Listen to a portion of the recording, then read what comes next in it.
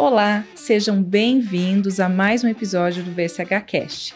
Hoje nós vamos falar sobre um assunto muito importante e que faz toda a diferença no destino de uma empresa, o que de fato torna um negócio comprável. A maioria dos empresários constrói empresas pensando em crescer, faturar e operar, mas poucos constroem empresas com o objetivo de vendê-las. E a verdade é que a venda de uma empresa não acontece no momento da negociação. Ocorre bem antes, na forma como esse negócio é estruturado ao longo do tempo. Para falar sobre isso, nosso convidado de hoje é Lucas Correia, contador, empreendedor e especialista em M&A no setor contábil, com mais de 20 anos de experiência em gestão de finanças e inovação. Lucas fundou e vendeu empresas no setor contábil e tecnológico, participando de transações com grandes players do mercado. Também nos acompanha nessa conversa Eric Hittner, CEO da VSH Partners.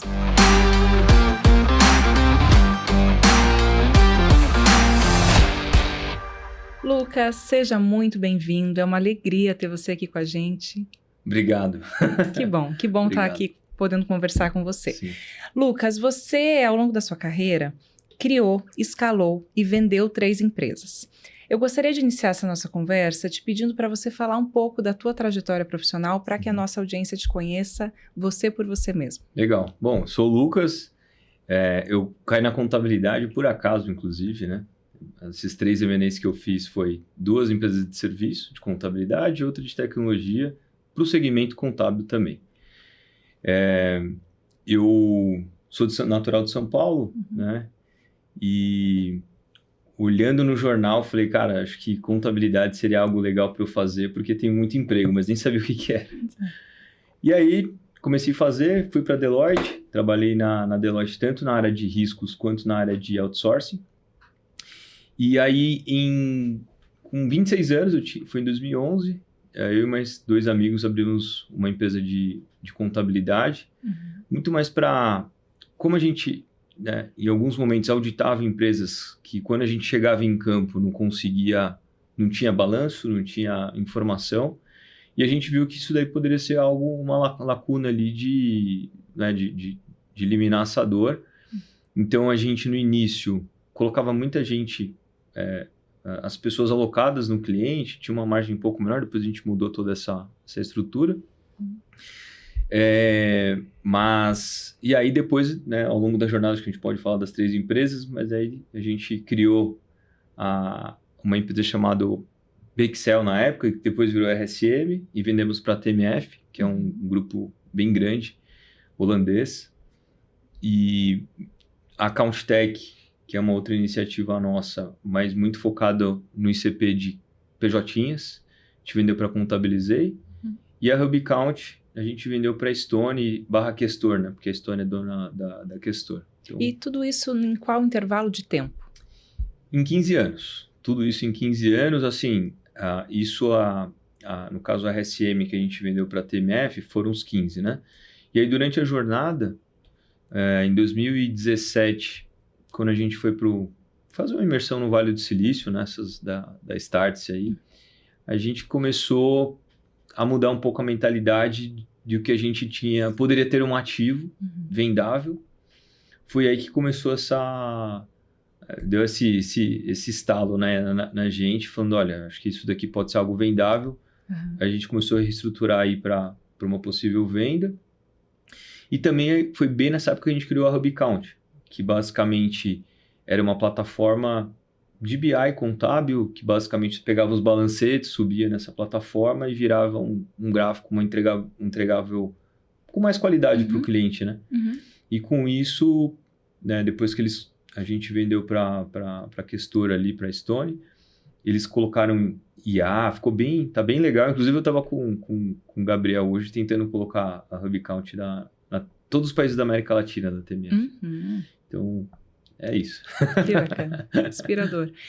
E em que momento, se houve um momento específico que você percebeu e passou a enxergar esses negócios não apenas como operações, mas como ativos que poderiam ser vendidos, que poderiam ser comercializados? Isso, a gente teve 2 momentos, né? Foi em 2017 quando a gente foi tanto para o Vale do Silício, e a gente recebeu uma oportunidade de venda em 2021 para um fundo de Singapura.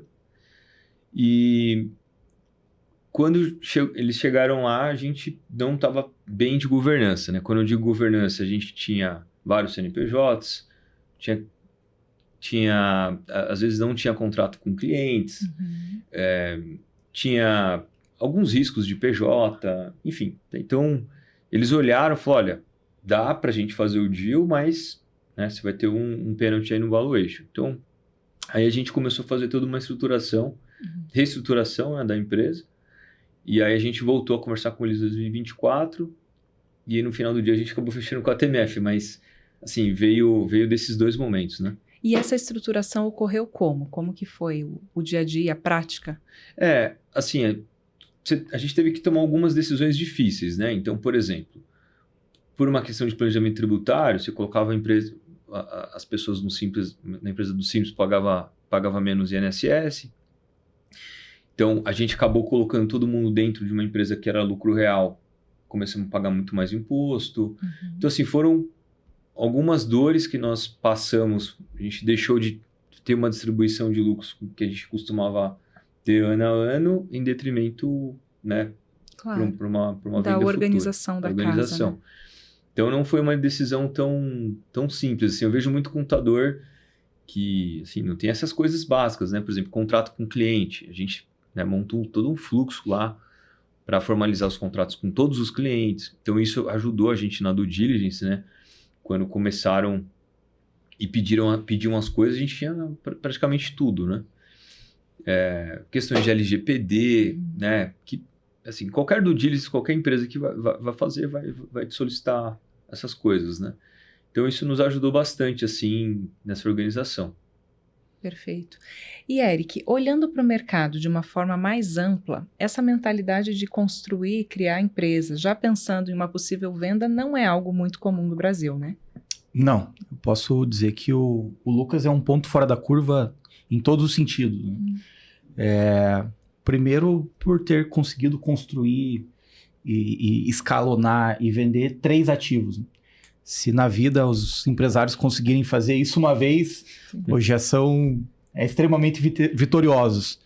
E a gente tem um aspecto cultural no Brasil que é meio burro, na minha opinião, que é o seguinte, né? Se o empresário ele vendeu a empresa, ele vendeu o ativo, ele efetivamente não é mais o titular daquele negócio, as pessoas olham como se tivesse algo errado, né? Como se o cara vendeu porque tá mal das pernas, o cara vendeu porque eventualmente estava endividado, estava numa situação ruim. O que será que aconteceu que o cara não tá mais lá? Então, começam conversas paralelas destrutivas que não tem o menor cabimento, e isso muitas das vezes desestimula esse pensamento empreendedor, esse pensamento de equity, esse pensamento de posição de saída, que é bastante diferente do mercado norte-americano, né? Você teve a experiência de ir para o Vale do Silício, lá você começar um negócio, o negócio não dá certo, e você pivotar, e você ir para outro modelo de negócio, até você encaixar, e aí você chegou num tamanho, vir um fundo, colocar capital, crescer mais ainda e ter uma posição de saída estruturada, esse é o auge do sucesso lá, né? O auge do empreendedorismo é justamente você construir algo que tenha tanto valor que alguém do mercado, né, consegue realmente aferir isso e colocar múltiplos milhões aí na tua conta. Então é o auge do sucesso. A gente teve essa experiência que você comentou, a gente vendeu nossa empresa porque a gente estava super bem estruturado, né? Tava com uma margem boa, tava com uma receita recorrente em crescimento ano a ano.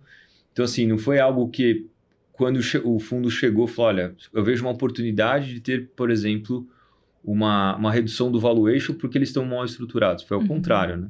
Tanto é que a gente, assim, empresas de serviço no Brasil, fazendo a conta de 6 vezes EBITDA, etc., você vende por 1 a 2, no máximo 1,5, assim. Esse é mais ou menos o valuation, uma vez e meia faturamento ano.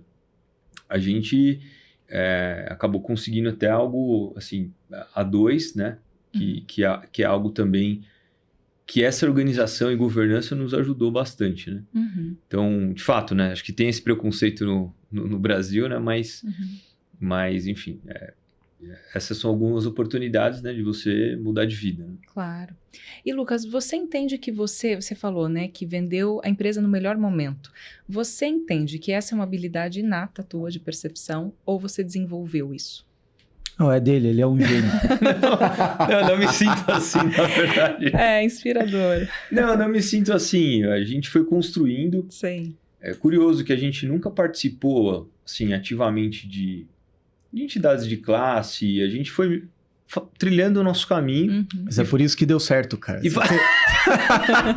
não nos ouça, né? Não, eu sou advogado de formação, cara. Eu vejo, com todo respeito, né? Enfim, mas vejo o pessoal mergulhado na OAB, na comissão, na não sei o quê, do comitê. Cara, os caras não têm tempo para produzir capital, cara. Exato. Como que você produz riqueza Exato. se metade do teu tempo tá em entidade de classe? Então, exato. provavelmente você deu certo porque teve foco no negócio. Mas uma coisa também que eu acho que tem que ser intencional, né? Por exemplo, isso. No caso da RSM que a gente vendeu para a TMF, a gente, né, já tinha os relacionamentos, a gente já tinha todo um deck preparado da empresa, nós mesmos, né? Eu sempre, agora depois que eu passei por isso, eu sugiro contratar um advisor, né? Mas a gente acabou fazendo sozinho. No caso da Account Tech, que a gente vendeu para a Contabilizei, a gente começou a falar com eles em 2022. Então, a gente mandava, primeiro, fui entender quem que era o head de M&A lá da Contabilizei, depois comecei a mandar os decks para eles mensalmente. Olha, esses são os pontos positivos e negativos desse mês. Aí daqui 2, 3 meses eu mandava de novo. Olha, crescemos tanto, esses foram os pontos negativos e positivos. E aí eles começaram, né? Começou a criar um relacionamento ali, até que eles viram uma oportunidade de fazer esse deal. Né? Construiu confiança. Exato. Então, e você também ser intencional no sentido de, olha, falar com as pessoas corretas, né? No HubCount foi a mesma coisa, né? Eu já tinha relacionamento com o pessoal da Stone, também com o João da Questor, então isso ajuda, né? Claro. Você tem que estar em movimento, né? Sim. E Lucas, você entende que existe uma diferença entre empresas que crescem e empresas que de fato são compráveis? Na sua visão, o que separa esses dois tipos de negócio? Empresas que crescem são Compráveis. Olha, eu acho que quando você fala, você se refere a quê, assim?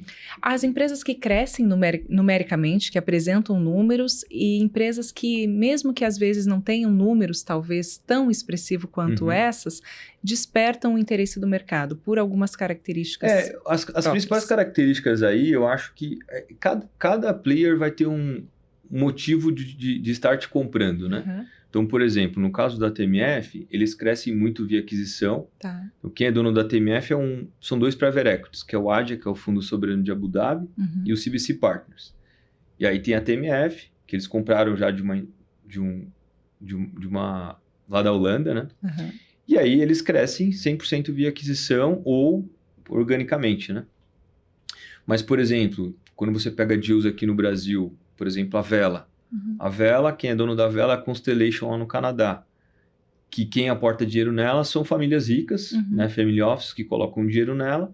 Ela vem aqui no Brasil ou na América Latina, compram empresas rentáveis, já num momento já que são empresas rentáveis, que já tocam sua vida sozinha, para aquilo ser uma outra fonte de rendimento, né? Sim. Ao invés de você colocar seu dinheiro na XP, você pode colocar, né, num fundo que ele vai comprar e gerir empresas para você ter uma rentabilidade melhor. Então, cada player, né, tem um motivo, né, de compra. Né? E, Eric, ao seu ver, quais são as características que tornam uma empresa realmente atraente e vendável para o mercado? Ela tem que ter um mix, né? Não adianta só ser uma empresa que cresce, uma empresa que tem aí uma curva crescente de crescimento, se ela não tem estrutura de governança, que foi o que o Lucas comentou há pouco. Você traz aí, por exemplo, para a realidade do setor contábil. É muito comum os escritórios de contabilidade não ter o contrato formalizado com os seus clientes, né? Aí você fala, pô, mas como isso aqui? Há 10 anos eu atendo ele e a gente nunca teve contrato. Sim, mas o que te trouxe até aqui não te leva daqui para frente, se o teu objetivo é fazer um deal em algum momento. Então, esses elementos aí de governança corporativa, né, para a grande maior parte das empresas no Brasil, ainda estão distantes. Existe muita informalidade, existe muito aspecto e desafio tributário para você jogar dentro das 4 linhas. A conformidade, a governança é um certificado de confiança para o investidor. Então, quando chega numa etapa um pouco mais avançada da negociação, que você vai para uma due diligence, se você não tem todos esses aspectos aí, né, já mapeados de maneira prévia, e aí vem o ponto que você comentou, que é fundamental, que é justamente você ser intencional. Você pode decidir vender a sua empresa ou não, mas estar preparado para a venda é sua obrigação. O empresário, ele obrigatoriamente tem que estar pronto para um M&A. Se ele vai executar ou não, é uma decisão estratégica, uma decisão de gestão. É aquilo que o empresário programou para a sua própria vida. Agora, estar pronto, aí é uma obrigatoriedade. Porque se ele não tem esse movimento, a probabilidade dele conseguir concluir uma negociação, ela é remota. E dentro desse, né, percentual de probabilidade baixo, aí é 100% de chance de fazer um negócio ruim. Então, é pouco provável fazer um negócio. Se fizer um negócio, vai fazer um negócio ruim. Você não consegue capturar o valor efetivo do negócio ou o potencial que ele poderia atingir. Perdão, vai lá. Fique à vontade. Um outro ponto, Eric, que você trouxe bem importante, foram esses, e dependência dos sócios também, assim, contou muito, que a gente tinha pouca dependência dos sócios e no trabalho operacional mesmo, né?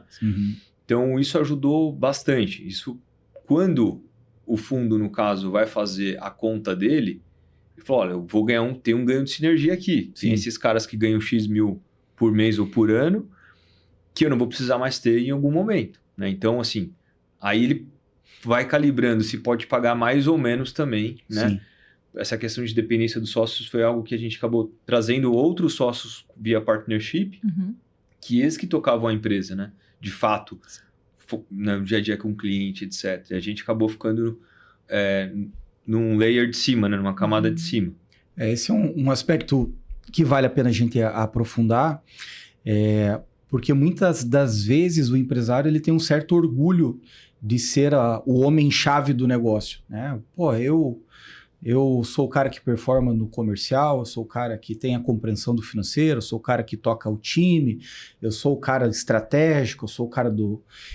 sendo que qualquer organização do mundo que dependa muito de uma pessoa é uma organização extremamente frágil. E para o mercado transacional, isso é um baita de um problema.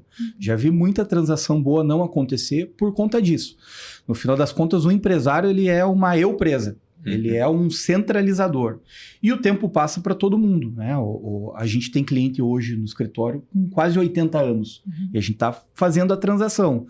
E uma das recomendações primeiras é, olha, a gente vai ter que definir melhor teu organograma.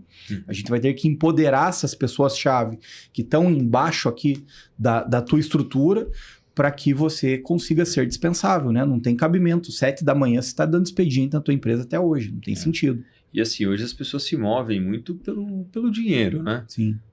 Assim, as pessoas trabalham eu tenho consciência disso, eu preciso trabalhar na minha empresa, mas ela está trabalhando pela família dela, né? Incentivo de adulto é Pix. Exatamente.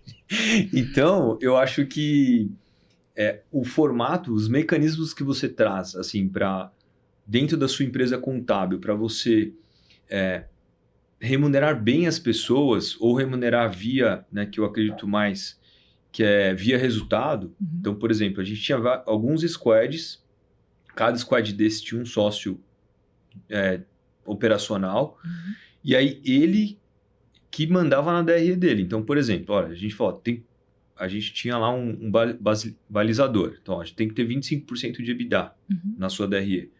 Então, e ele tomava as decisões de contratar ou demitir de acordo com a DRE dele.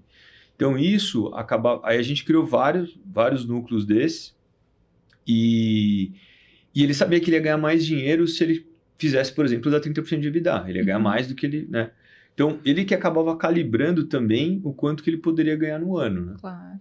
Então, esses mecanismos de partnership, de phantom share, enfim, aí tem vários, né? que acho que é um outro podcast, né? Mas, alinhamento de interesses, né? Exato. Eu acho que esse é o ponto. Perfeito. Né? O gestor que consegue calibrar bem isso, né? Deixar bem alinhado aí todos esses interesses, ele faz uma boa gestão de expectativas e a partir disso as pessoas têm uma tendência natural a performar mais e aí é o ganha-ganha, né? O relacionamento inteligente. Exato. Entrega mais resultado.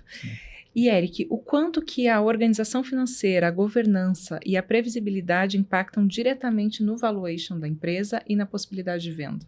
100%.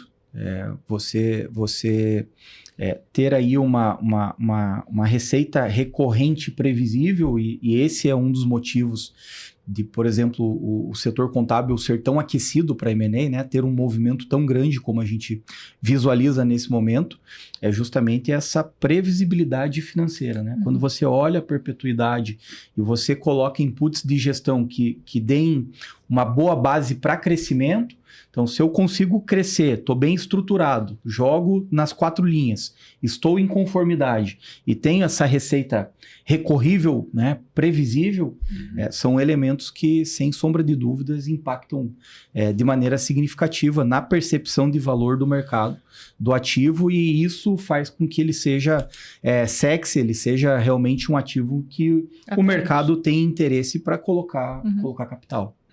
Eu tenho até um comentário sobre isso.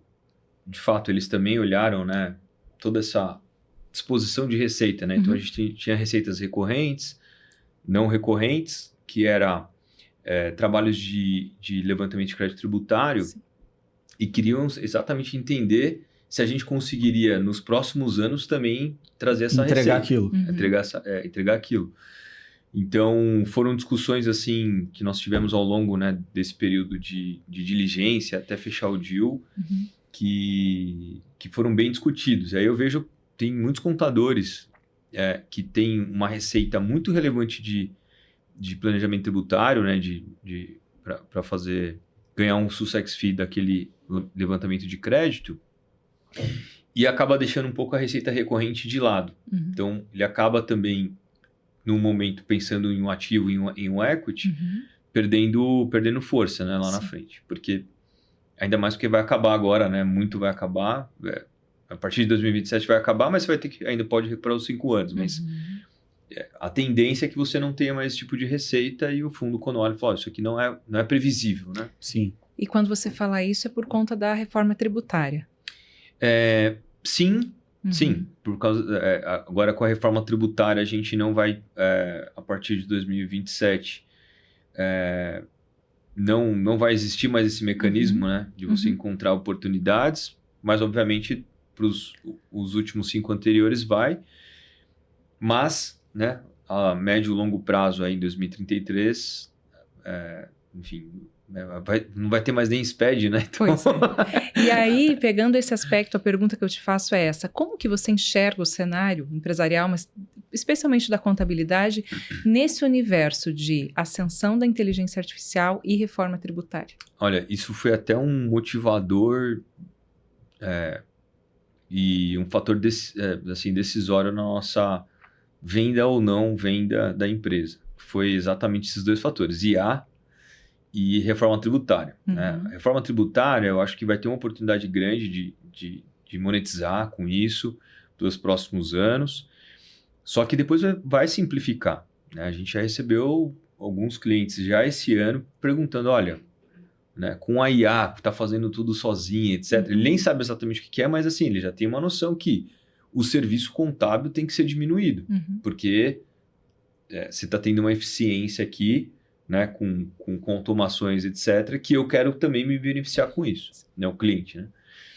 Então, esse é um ponto bem relevante, foi um fator decisório nosso no momento de falar se a gente vai vender ou não, que eu acho que também tem várias receitas que a gente tem hoje no mercado contábil que você vai deixar de ter, né? Tá. Por exemplo, ECD e CF, né? Que são obrigações anuais que você tem que entregar para o governo. A gente tinha vários clientes internacionais que eles não tinham um software fiscal para fazer ECD e CF, então a gente cobrava valores até que relevantes para fazer anualmente para ele. Isso não, né, a tendência é que não tenha mais. Com a inteligência artificial. e também com a reforma. Entendo. Então, são 2 pontos bem relevantes, assim. Claro.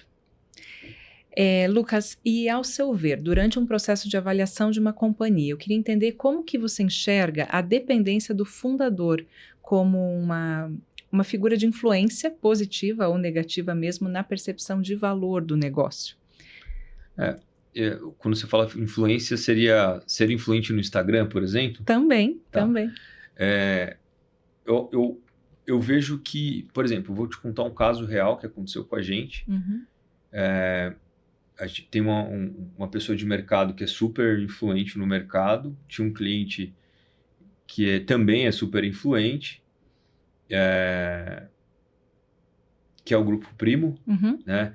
E aí acabou que, assim, por estar tão influente, eles, né, decidiram fazer uma troca. Foram trabalhar com a gente está lá com ele há mais de 3 anos. Então, acho que tem um lado bom, né? Aí, tirando um pouquinho do mercado contábil, quando você vê o CIMED lá, está crescendo bastante com as estratégias do João, do Adib, né? De estar nesse ecossistema, se mostrando, etc. Então, tem esse contraponto também. Mas eu acho que o nosso caso, acho que é muito mais... para influenciar no crescimento, foi muito mais assim, estratégias de montar produtos, por exemplo, reforma tributária, né? Eu vejo que tem vários contadores montando produtos, a gente foi lá, sabe, olha, esse é o layout que a gente tem que ter de um produto de entrega. E aí depois a gente começou a ir atrás dos clientes, né, de uma forma bem organizada, mesma coisa para crédito tributário, olha, tem uma oportunidade aqui de exclusão do semestre sobre PIS/COFINS, que foi uma oportunidade bem grande aí no mercado. E a gente estruturava esse produto de uma forma bem organizada para falar com o cliente. Sim. E já, assim, falando, olha, você vai ter X milhões aqui a recuperar se você fizer isso. E já com uma apresentação. Então, eu acho que é muito mais, né, para você rentabilizar aí, eu acho que seria ir dessa forma organizada e relacionamento, né? Que, enfim, que isso vai abrindo portas, né? Claro. Ou pelo um bom trabalho entregue ou, né, relacionamentos fora, né, desse ambiente. Sim. Éric, a gente falou aqui de relacionamento e falou também de fundador. Então, um aspecto que a gente sempre menciona, às vezes, é a afetividade que o fundador da empresa tem em relação ao negócio. E aí, por mais que ele entenda que é um momento interessante, tem aquela dúvida, né? Como é que vai ser minha vida depois disso, assim? Como que você enxerga isso? A pergunta seria melhor para o Lucas, né? Que ele está exatamente nessa fase. Mas é importante se programar, né? Você, né, ter um nível de consciência mais elevado no sentido de que os negócios foram feitos para perpetuidade, né? Nós, enquanto seres humanos, temos vários microciclos na nossa vida. Perfeito. Até que em algum momento o ciclo maior vai se fechar, né? Através do evento morte. Mas os negócios precisam ser construídos para que em algum momento esse ciclo se encerre. Mas é um grau de maturidade empresarial que não é comum, também não é fácil para o empresário, né? É um vínculo umbilical com o negócio que você viu nascendo, você tirou do 0 para o 1, e se você for um cara muito competente, você levou do 1 para o 10. E no 10 você eventualmente vendeu. Então é planejamento, é você realmente se permitir pensar com calma sobre isso. Né? Nós seres humanos, né, a gente tem um aspecto racional, mas a maior parte das nossas decisões são emocionais. Né? Nós somos seres emocionais. E você ter essa clareza, essa lucidez, e ir construindo um caminho, ir planejando isso de uma maneira mais coordenada, é o melhor dos mundos. A gente fez uma transação em 2021 de uma indústria no Paraná que eram 2 sócios. A hora que a gente assinou o contrato, e foi até um M&A atípico, porque quando a gente rodou a terceira jogo de documentos, e a gente assinava ainda no papel, né? Hoje em dia assina no DocSign, né? Ou outras, ruim, né? ou outras plataformas. Mas quando a gente rodou a terceira, o CFO do grupo olhou para mim, eu estava na ponta, ele estava sentado do meu lado direito e falou, tá pago, doutor. Deu o quê? Não, tá pago, doutor. Transação tá paga à vista. Cara, não entendi. Desculpa. Não, a gente pagou, acabei de autorizar aqui, foi feito a TED, a transação tá paga, não tem mais para onde correr. E aí o que acontece? Na prática eram 2 sócios, né, estavam brigando, um terminou, né, a assinatura, né, daí eu falei que o dinheiro estava na conta e tal, cara, pegou um espumante e estourou, o outro sentou na frente da empresa e começou a chorar. Então, são reações antagônicas em relação ao mesmo evento. E veja, não tem nada a ver com dinheiro. O mesmo volume de capital caiu na conta do um, caiu na conta do outro. Sim. Então, é planejamento, maturidade, se permitir fazer uma boa gestão das emoções, sentir o que tem que sentir e, a partir disso, ir definindo os próximos passos. Que isso você tem que ter uma maturidade para falar, olha, por exemplo, depois que você assinou e chegou o Pix, você tem que entregar o token da sua empresa pro comprador. Falar, sua equipe que te respondia antes não vai te responder mais, vai responder pro fulano de tal. E aí você vai perdendo poderes dentro da empresa. Né? Na verdade, você perde já 100% no ato. Né? Depois você vai descobrindo ao longo da jornada. Sim. Então, assim... E é normal, né? Você criou sua empresa, fez ela ter um valuation legal e vendeu. E é normal, né, eles fazerem tudo que eles fazem. Eu faria o mesmo, né, se fosse comprar uma empresa, que é tomar posse de fato de tudo e agora tocar a empresa de uma outra forma.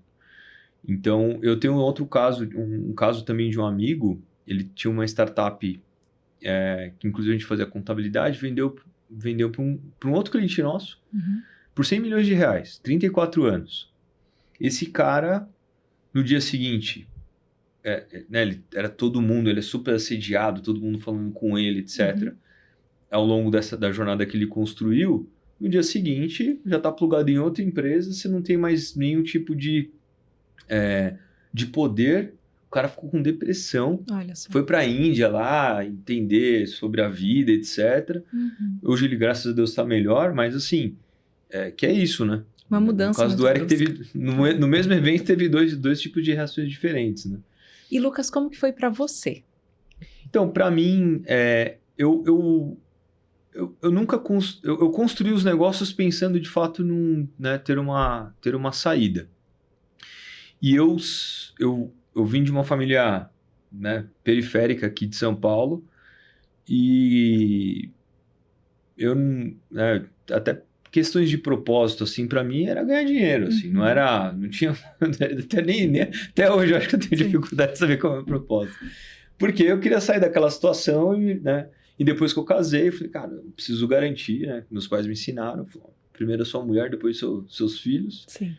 E garanta isso para eles. Então, na minha cabeça sempre fui, para garantir, né? Preciso levar dinheiro para casa. E é isso que eu fiz, estou super satisfeito. Obviamente tem essas questões, né, de poder, etc. Né? Sempre faz essa pergunta, o que é mais importante? Poder ou dinheiro, né? Enfim, então eu acho que é um período desafiador, você tem que estar bem mentalmente. E considerando essa ampla experiência que você tem com a venda de 3 empresas, o que você apontaria como principais pontos de alerta para a nossa audiência e talvez até erros que foram cometidos e que hoje você recalcularia a rota e os principais acertos que você cometeu? Os principais erros ou uma forma de arrumar a governança, né? Por exemplo, ao invés de você ter um CNPJ no simples, outro no lucro real, outro no lucro presumido, por questões de planejamento tributário, se for pensar na empresa como um ativo, acho que precisa, né, pensar nisso. Esses fluxos, por exemplo, de formalizações, né, seja de contrato com o cliente, contrato com o fornecedor, contrato, por exemplo, se você tiver algum outro PJ dentro da sua empresa, contrato com ele. Se você tiver uma plataforma que você esteja construindo, contrato com um desenvolvedor para que ele não pegue esse código e suma. INPI, super importante. O que seria o INPI? Você registrar sua marca, né? Certo. E se muitas vezes você não tem o registro da sua marca, você pode até cair o deal, né? Sem dúvida. Nesse caso. Então, eu acho que isso são fatores fundamentais, assim, não é somente, de fato, receita, crescimento, mas ter toda essa parte de governança bem estruturada, né? E só um complemento em relação a esse aspecto. Para o empresário é muito contraintuitivo você movimentar essas alavancas, porque no final das contas, tenho lá, né, a gente já teve situações do cara ter 30 CNPJs. Não, cara, a gente precisa colocar tudo no lucro real isso aqui, porque não... Não, mas daí o impacto... Não, você realmente vai ter um incremento, né? O imediato na contribuição previdenciária patronal, vai pagar o INSS e tal. Não, mas então eu não quero fazer assim, mas você tem que olhar como um investimento. É algo que você tá, né, tirando o dinheiro do bolso para poder estar em conformidade, para que seu ativo seja mais valioso e alguém queira comprar. Não, mas eu não quero fazer isso. Então, você vai continuar com a tua empresa, do jeito que está, correndo os riscos que você está disposto a correr, e aí é o apetite de risco de cada um. Mas se o objetivo, a decisão é vender, esses passos você tem que dar, em que pese ser dolorido, não ser fácil. Você vê teu capital que estava indo para o teu bolso, né? Como você deu o exemplo, a gente tinha uma distribuição maior, teve que dar um passo para trás. É um passo para trás para você poder dar 10 passos para frente.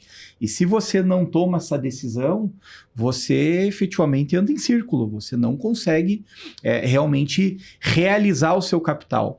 E para a grande maior parte dos empresários, pelo menos é a realidade dos nossos clientes, o evento de liquidez que o M&A gera é o maior contato com dinheiro que esse empresário teve na vida. Porque ao longo da jornada empreendedora, né, quem começou do zero, e muitos começaram do -1, não foi nem do zero, né? Começou do -1 numa situação extrema. Ao longo da vida foi melhorando o padrão de uma maneira ampla, seja de moradia, de veículo, de padrão de saúde, de educação, mas ele não é um cara rico no sentido de ter liquidez, de ter dinheiro, ele é um cara que tem um negócio que tem um potencial, mas o evento de liquidez ele ainda não teve acesso. E aí, através do M&A, através da venda da empresa, é a grande oportunidade para esse empresário conseguir realizar o seu merecido capital. Só que para isso tem que tomar decisão difícil. Se fosse fácil, com todo respeito, qualquer idiota montava empresa, deixava ela grande e vendia. É difícil, as decisões são difíceis. E aos que têm a coragem e a lucidez de tomar essas decisões, conseguem ter, né, a felicidade de acessar esses eventos de liquidez que realmente transformam a vida financeira, realmente ela daqui para frente ela é transformada. Concordo. Exemplo prático, né? Exemplo prático. No nosso caso, a gente...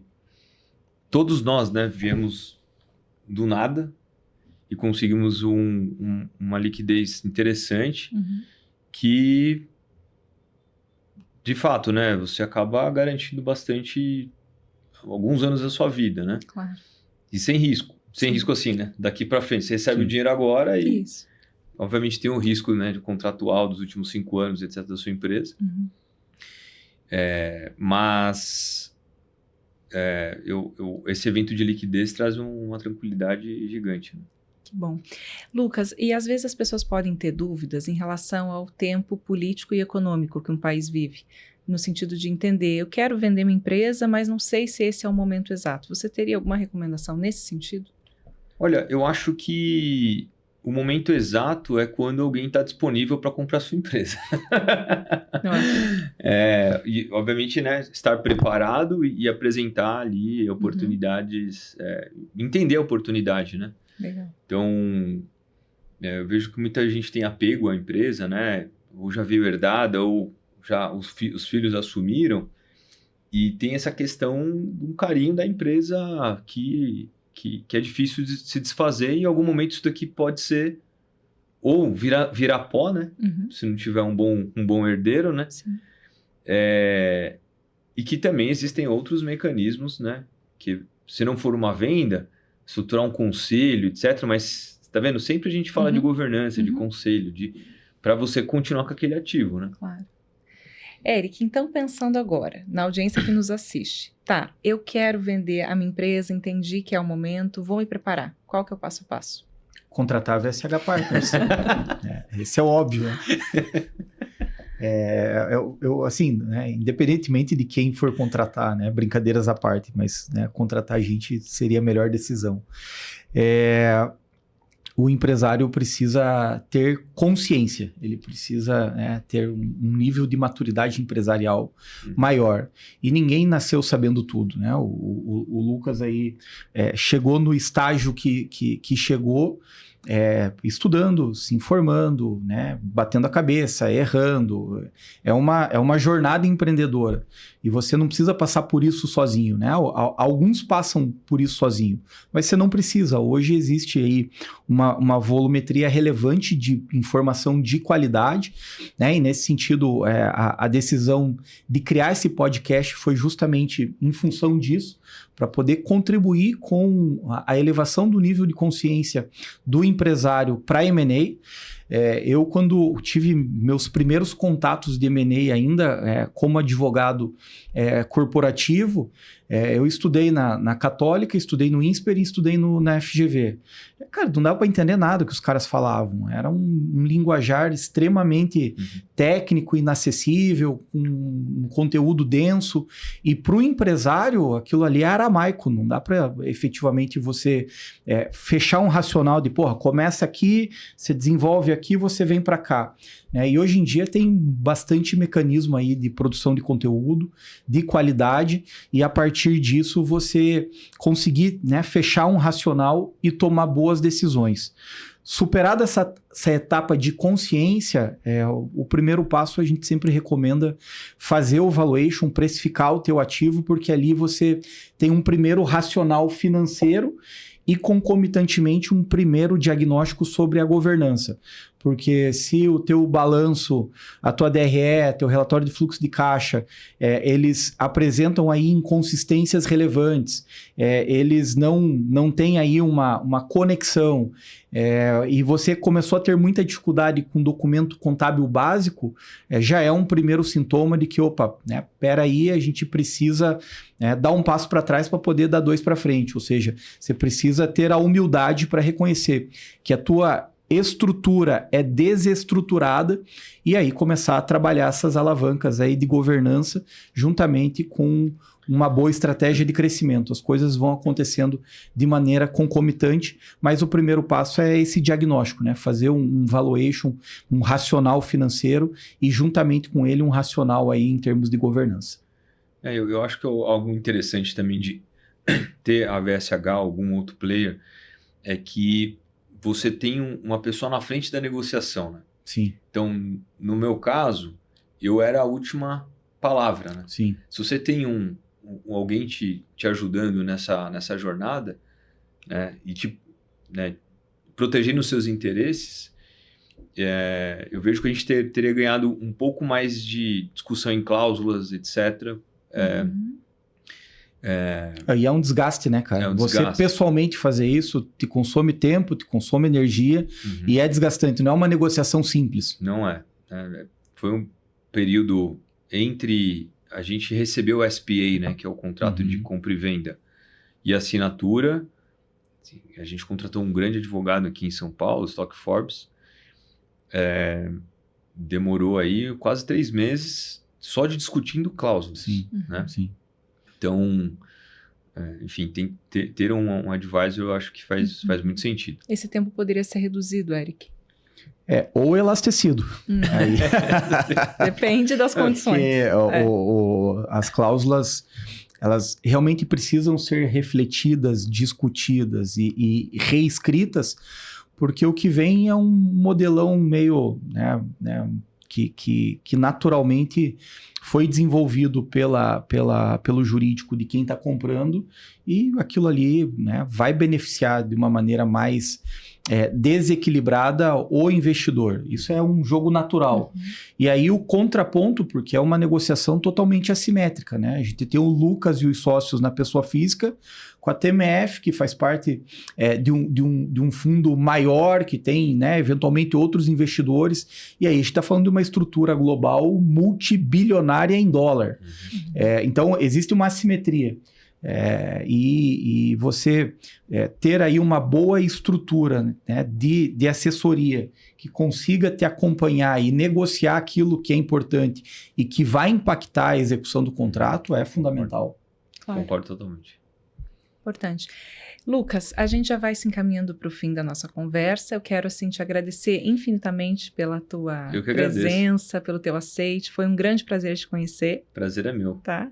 E, assim, eu vou pedir para você deixar uma mensagem final para a nossa audiência, mas, ao meu ver, eu acho que essa conversa ela trouxe uma reflexão bem importante, que foi perceber que as empresas não são vendidas necessariamente porque elas são boas, mas porque elas foram construídas para isso. Eu acho que você trouxe a exemplificação de como fazer isso. Legal. Então, muito obrigada. Obrigado, viu? Bom, queria agradecer ao Eric e a você, Cláudia, pelo convite.